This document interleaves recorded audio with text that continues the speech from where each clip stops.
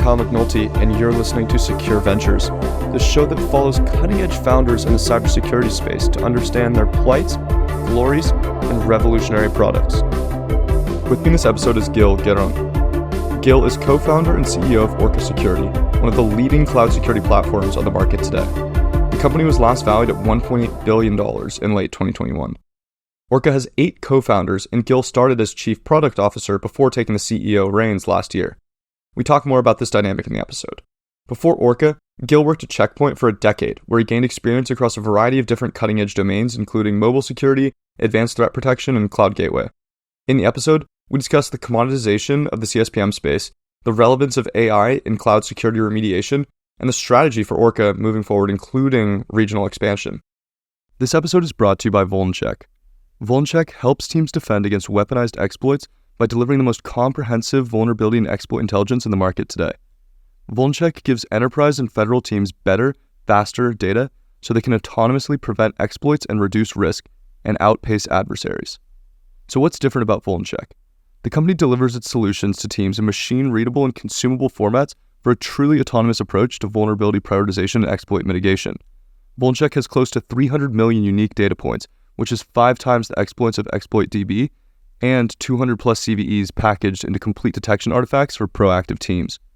VulnCheck provides a full suite of solutions to enable teams with rapid adoption of VulnCheck data, including its community tier of offerings and its enterprise-class solutions, exploit and vulnerability intelligence, and initial access intelligence. With VulnCheck, teams can proactively defend against remote execution events, enrich every data source, and continuously outpace adversaries. If you're interested in learning more about VulnCheck and checking out the free community edition where you can play with their database of known exploited vulnerabilities, please click the link in the show description so they know you came from the podcast. Gil, thanks for coming on the show. Thank you for having me, Kyle. Lot to cover here. Orca, definitely a bit of a later stage company than most of the folks that I interview on here, and there's some interesting angles that we can get into with that. But before we get there, I do want to talk about your background a little bit. You worked at Check Point for about a decade, and from what I was seeing on your LinkedIn at least, it looked like you'd bounced around a few different internal departments there. So I think it was mobile, advanced threat protection, and then also some stuff with the cloud gateway team. And I'm just curious a little bit more about if that was fully intentional from the get-go, that you wanted to get exposure across all these different elements of Check Point's business, or how that kind of came to fruition. Yeah, to be honest, I think when I came to Check Point, I thought I'll be there for 2 years. And every 2-3 years, I got the opportunity to do something completely new, that was interesting, that was challenging, which was new in the security space. Like security for mobile was literally almost exactly when mobile went through the revolution of iPhone, app stores, and all of that. So it was very interesting. And then zero-day detection was also like a challenge, interesting opportunity to do. And then, of course, managing a product and R&D at scale. So in fact, by the way, this is my recommendation to everyone. If you have the opportunity to grow, to expand your horizon internally, you're probably going to get better opportunities than from someone who doesn't know you. You mentioned that you had these different kind of opportunities, let's say, in terms of moving around the different elements of the business, that you also were only originally planning on staying there for 2 years. I mean, this sounds like kind of typical consulting in a lot of ways. I've kind of heard both sides of the story where people end up just getting pigeonholed in one thing and kind of stay with the same firm that way. I mean, how much were you actively pushing for some of these different opportunities versus like, oh, just this new team is spinning up and we need someone, and you just kind of get pulled into it? Like how guided was that experience from your end? It was very guided in the sense that I wanted to explore more. I wanted to expand the fields that I'm focused on, but not too fast, in the sense that I always gave any role like at least 2-3 years before exploring into something else or something new, which felt to me like the right balance in terms of trying and exploring new stuff. But it's very individual. There's people who want to become experts of one field, and there are people who want to be experts in learning new fields, and I think that's kind of the combination of your typecast, I would guess. Yeah. Okay, so you have these different experiences in a few different teams, and you don't end up starting a company until you end up working on this kind of cloud gateway team. But I'm curious, taking a look at the experience that you had on the mobile side and on the ATP side, were you kind of brainstorming different potential companies and kind of breaking off and founding something at those points as well? Or were there some other factors that led to Orca as well?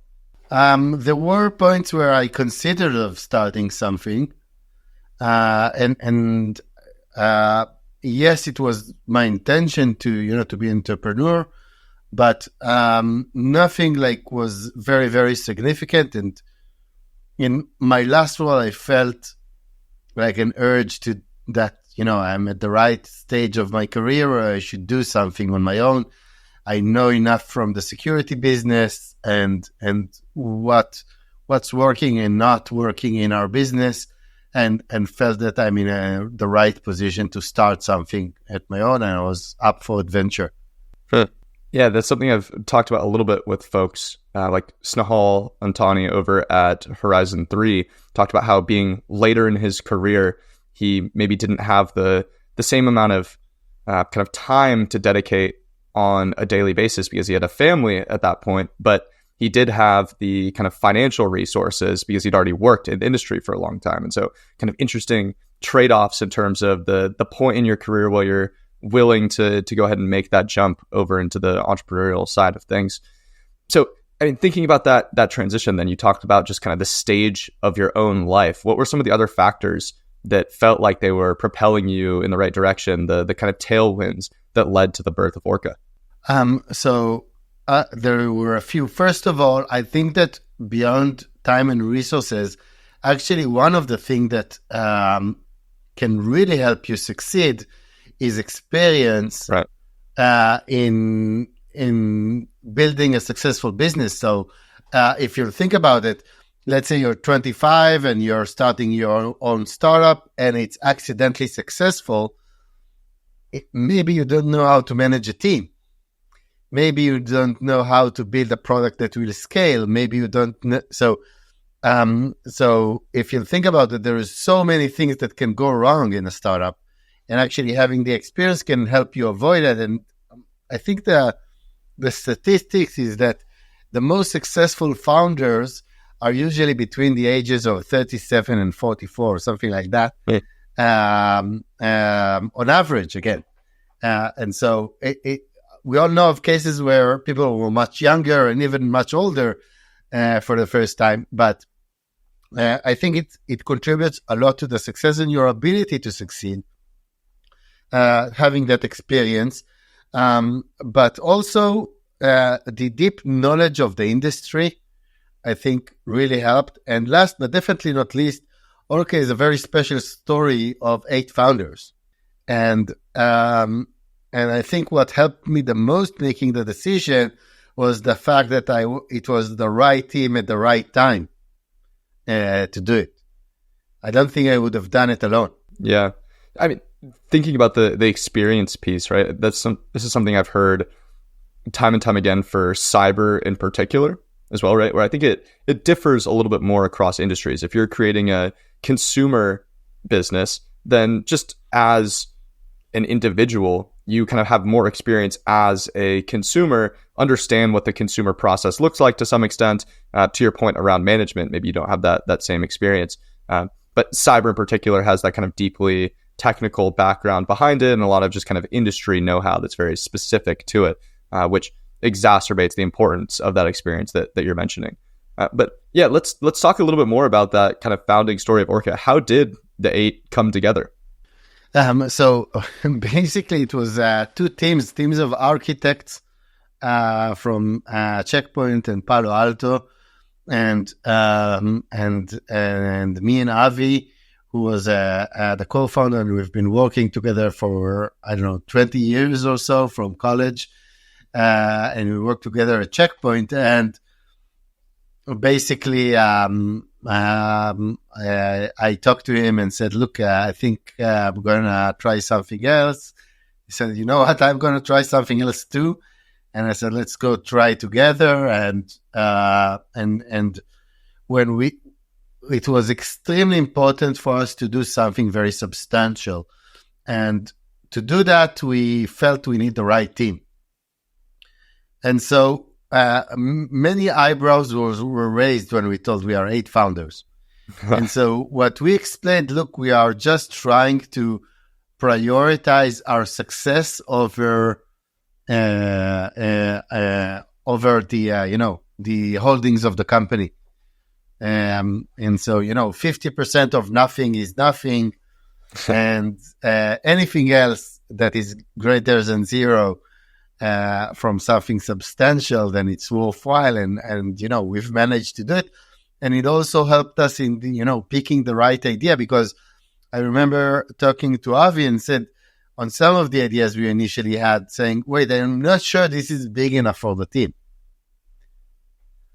And so it even helped, challenge ourselves to make sure that we are doing something that is very, very substantial in our market.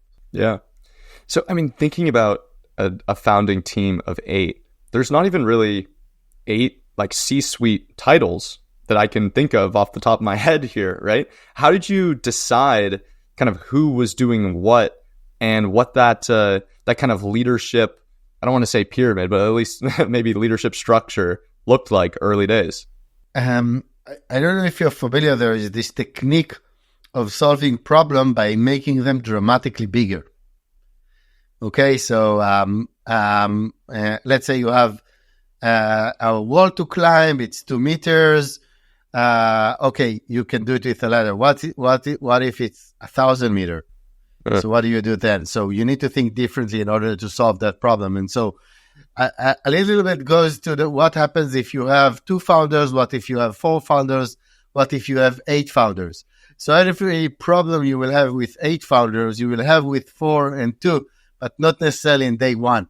In day one, you have to solve how to make decisions, how to decide on titles, how to agree on, on taking funding, on making a strategic decision in the company.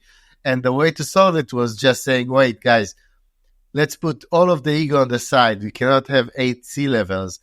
All of them are, talented superstars in things that can contribute to the success of the company. And so we've just said this, all of the decisions in the company are not based on holding, they are based purely on your role and contribution to the company. So if you're the CEO, you're calling the shots. If you're the CPO, you're calling the shots. If you're the chief architect, you're calling the shots. And it allowed us to make very hard and swift decisions, and allowed us to be agile, even though we were 8. We didn't have to, make an assembly to make any decision. Did you end up establishing any sort of mechanisms, or I don't know if tricks is the right word, to try to like suppress the egos, or kind of help everyone realize that what you were working on was greater than your ego? Can you just talk a little bit about how you tried to build that more into the culture? I think it was embedded in the founder team itself, meaning the fact that they all had a huge respect for one another, knowing each other, allowed us to do it, and allowed us to attract additional talent as well, which was as talented as us, or even more in some areas. Like if today you would walk in the halls of Orca, you will not know who's the founder or not. And it's purely because of the fact that we were able to do it. And also it gives room, if you think about it, if you are a very strong individual, the last thing that you care about is seniority. You want to be heard. You want to have an opportunity to voice your opinion. You want ability to make decisions, and you want to do it based on your merits. And so Right. it just helps build the right culture and right company. Huh. Okay, and we've talked a little bit about titles. There's an important piece to kind of touch on here, which is that titles changed over time, right? You started as Chief Product Officer and then took over as CEO in the last couple of years. I mean, Yeah, what did last year. last year? Okay. So what did that process actually look like? High five and we switch. But generally speaking, Avi and myself are doing it for many, many years, as mentioned. And we did had role changes several times in the past. And so Avi's passion was around technology. He did a lot around innovation at the early stages of the company, and I managed more half of the company since we've started. And so it made sense for us to redo this switch once the company started to grow and mature. And let's say the more substantial part was more management. And we felt that we can do like another few rounds of innovation because the market is, ripe for disruption. And so he focuses on technology. I focus on company strategy and management. And, it's exactly that egoless approach where, okay, I'm doing that now. Yeah. Last question about this kind of founding team coming together. How many of the original 8 are still with Orca? 6. Okay. That's pretty good. Yeah. So now let's talk a little bit more about just kind of the technology side of things, right? Orca back in 2018, still fairly early on in the whole cloud security posture management, CSPM game. That has certainly gotten more commoditized over time. You now have the kind of broader CNAPP platforms trying to provide a whole host of different cloud security capabilities.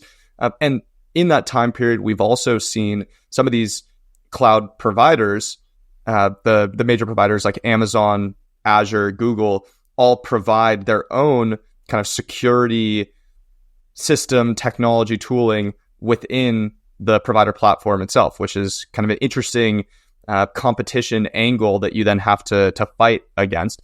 Now, from my consulting days, one of the big things that we saw from customer to customer was as soon as you start working in multi-cloud, it becomes a whole lot more convenient to have a third-party CSPM or CNAPP platform as opposed to relying on the individual tools for AWS versus Azure.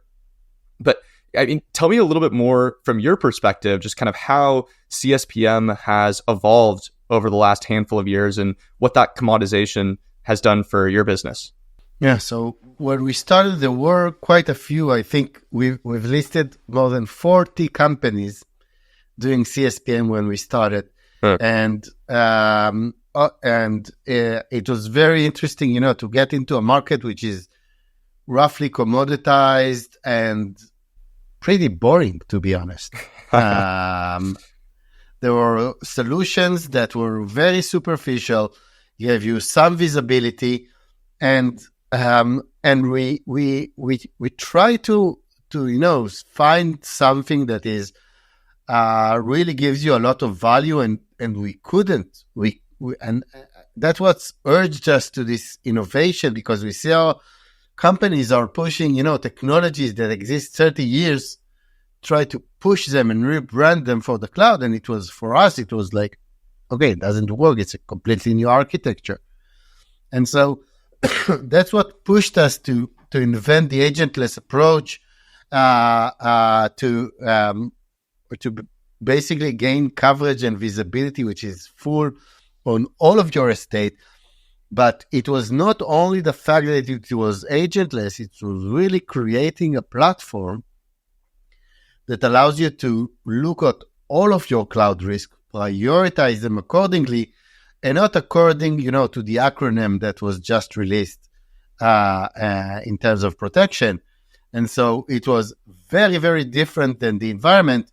And by the way, still is in many ways. And so even today, when you look at many of the solutions in our space, they are checking all the boxes, but not with one box. And say a little bit more about that, because I think what you just described, in my mind, has become more common, right? The agentless approach to cloud security management is super standard at this point. And pretty much every security company that I talk to says, hey, we're not just about finding issues, we're about helping you resolve them and helping you prioritize them, right? That's become kind of a mainstay in terms of being able to provide that next level of remediation assistance. So what is it that you're getting at in terms of really differentiating there? So the main differentiation is the way that we are unifying all of the data from all of the sensors, not just the agentless, also from existing sensors, also from other techniques that we apply in order to collect vast amount of data on inventory or configuration, on running applications, and combining it into one unified data model. That means that solutions are not being developed separately. They are being developed into one unified data model. And then instead of creating multiple products, we are basically creating tools or views that are filter or a subset of that unified platform. And so for a customer, when he asks us about DSPM, about data security, it doesn't need to ask us, is this database open to the internet and contain PII? Because we have that. We can also tell you which API gateways allow you to that access to the data and which users have access to this data. And so is it CSPM? Is it cloud identity CIEM? Is it what is it? And the answer is, who cares? I want to understand if I have data at risk. Let's talk a little bit more about this kind of unification idea, right? I think this is very much top of mind for a lot of folks in the security industry today. And what you basically just described is the value of unifying more of these tools under a single platform. My question for you, which I'm going to provide a little bit more context on, is where does that value of the unification really stop? Because thinking about like Palo and Prisma, for example, right? They have the unification from a cloud security standpoint, but then they also have the unification in terms of it's all coming under the kind of Palo umbrella of being able to see some of the broader kind of risk information, threat information, vulnerability information across the entire organization. So, I mean, in your mind, how do you think about the kind of value that comes from that sort of alignment and being under a bigger umbrella, which is becoming more and more common in cyber today? The real and honest answer is that we don't know yet. Okay. Because there isn't today a single platform that combines everything, from endpoint to data centers. Now, to say there aren't use cases that might be interesting, from endpoint to data centers and networking. No, there probably are a few, but I'm not entirely convinced that it's that valuable as to look at it more from, let's say, from a broad branches of endpoint security, network/data center security, and probably also SaaS as another, let's say, vertical that exists. And if you look on the entire landscape and history of the security market, endpoint security and network security never successfully merged. And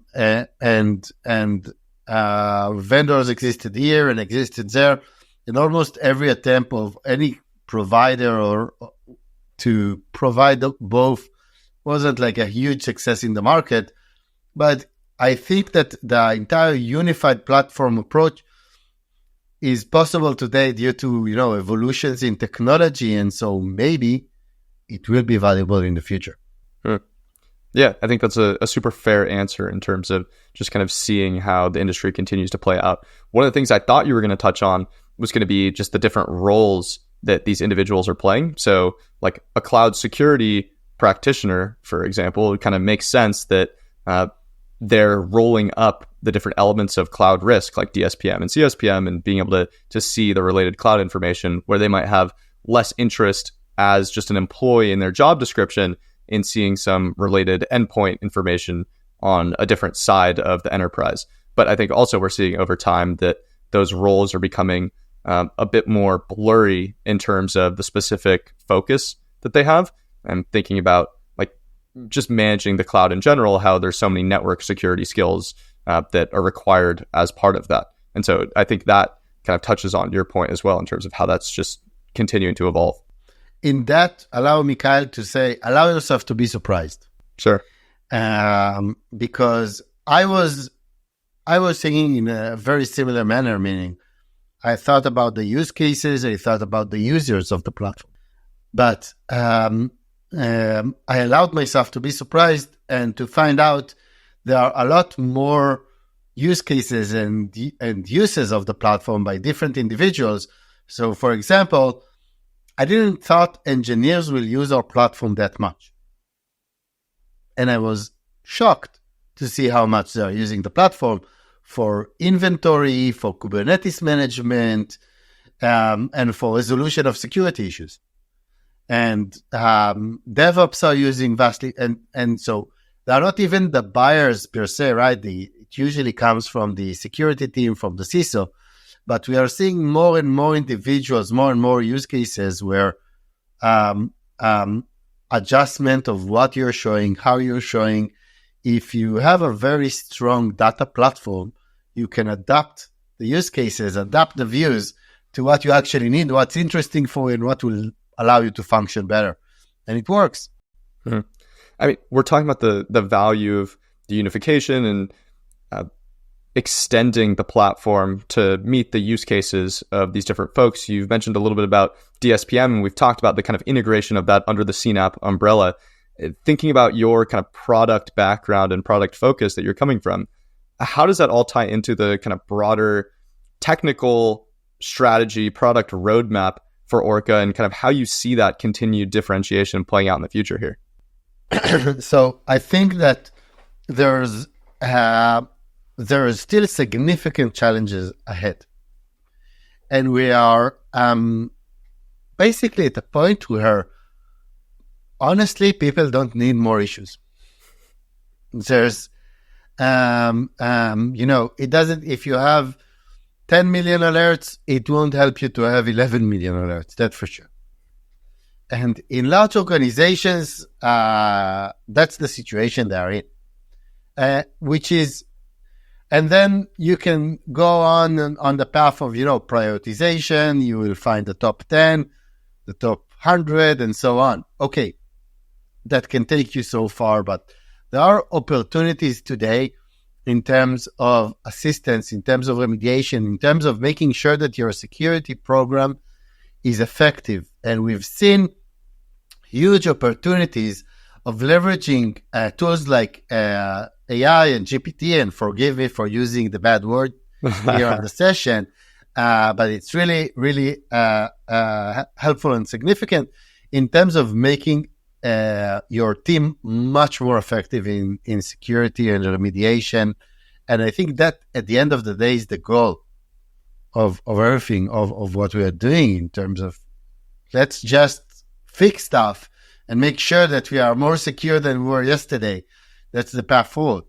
Yeah, I'll be shocked the first time someone talks about a product roadmap and doesn't mention AI to some extent here. So it's par for the course at the very least. Talk a little bit more about how AI actually plays in, right? Because thinking about CSPM in particular, a lot of times the kind of configuration changes are very straightforward, right? It's like, okay, we've identified this issue, and because everything's enabled via like APIs and just integrated workflows within the cloud, a lot of times you can just kind of click a button and the solution is put in place. Less of having to like write code, for example, which then is slightly more error prone when, again, you're just kind of flipping a toggle. So how does AI really like enable the leap forward in terms of remediation capability in the cloud space in particular for you? So there's a few aspects. The first one is communication. And what I mean around communication, we mentioned there's multiple users in the platform, there are multiple use cases. And for the vast majority of the security practitioners, they don't really care if you're using Neptune or SQL. They care about whether the database is encrypted or not.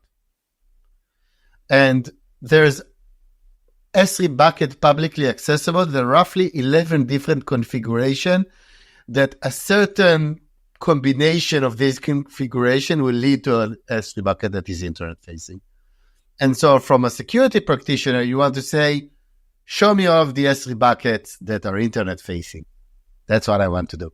Now translate it into a language of engineering, the ones that have permissions, access, the ones who are marked as publicly accessible, the ones that are used as websites, and so on. So this level of translation could elevate the discussion, which is, by the way, by default, it is, no, we don't have a problem.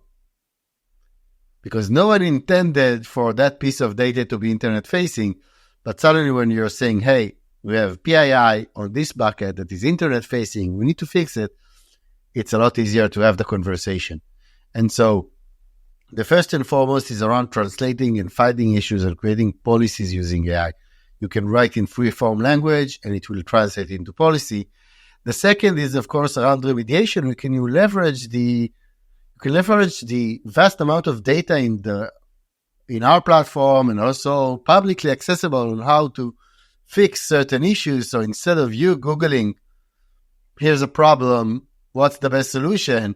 As an engineer, the platform can do it for you in a secure way, and also even leverage some of our know-how on how you are working. Let's say you're using Terraform, and just offer you the right solution in the right platform and make it accessible in the code itself instead of, opening a ticket and waiting and translating and looking and searching. And so it saves a lot of time and effort. And sometimes when you have the solution in front of you, just click and do it.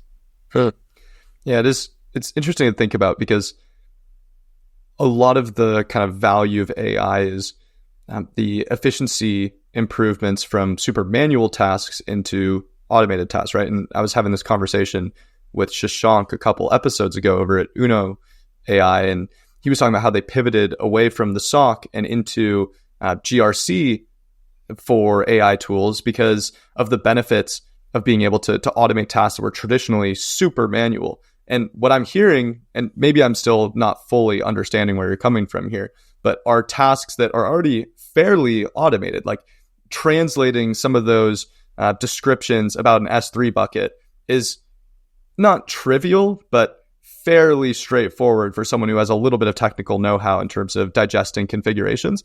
And you are making it easier, but I'd say it's more like incremental as opposed to dramatically transforming something that's traditionally extremely manual. I think there are some benefits of that as well in terms of being able to incorporate it into the process much more easily and kind of integrate AI into the solution more simply because you're not trying to rework an entire process, you're kind of augmenting it. But that was just something that kind of jumped out to me from what you just described. I would argue that one of the biggest challenges in large organization is communication between individuals.